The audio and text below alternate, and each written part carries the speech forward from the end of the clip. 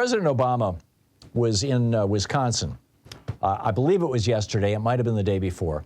I caught the video of this yesterday, so it probably was the day before yesterday. And he was campaigning for Mandela Barnes. And he started out by making a joke about how, because Mandela Barnes is a black man with a Mandela is an unusual name. And so Barack Obama goes, where have I heard this before? You know, a black man with a funny name, and the Republicans going after him. And he's like, Mandela, get ready to get your birth certificate, get ready for that one. But then he goes into how Mandela Barnes is, first of all, he talks about Ron Johnson and how Ron Johnson has been campaigning had successfully campaigned to eliminate a tax on private planes, on private jets. And then all three of Ron Johnson's children, each one of them bought a private plane after this tax went away. And how Mandela Barnes, his mom was a public school teacher, his father was a laborer. I forget exactly what he did. He had just a regular blue-collar job, grew up, without the benefits of wealth and privilege that Ron Johnson had. And then at that point, Obama really goes off on it. This is about a 2-minute clip, but it's well worth it. This is the kind.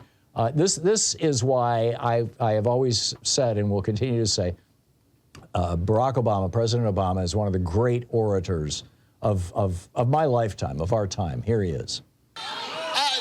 The point is, some of you here are on Social Security. Some of your parents are on Social Security. Some of your grandparents are on Social Security. You know why they have Social Security? Because they worked for it. They worked hard jobs for it. They have chapped hands for it. They had long hours and sore backs and bad knees to get that Social Security.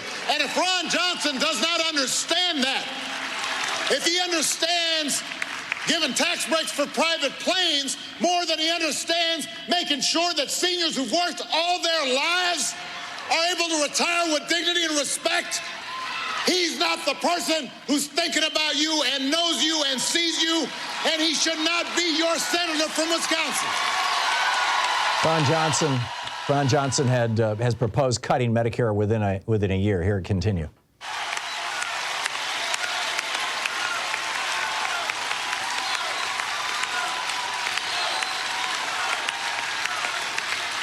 The 5-year proposal had been Rick Scott's. The 1-year proposal was Ron Johnson. The message he's sending is pretty clear. If you're related to him, if you donate to his campaign, you get a deal. If you're not, you're out of luck and you're on your own.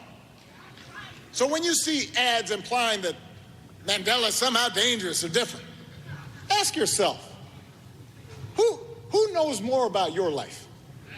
This millionaire whose top priority seems to be looking out for his rich friends, or a guy from a working class family who understands what Wisconsinites are going through each and every day and wants to make your lives better, whose dad knows what it's like to work hard with his hands, whose mom knows what it's like to work hard as a teacher. Don't fall for it, Wisconsin. You deserve better. You deserve a senator like Mandela Barnes. There you go. There you go.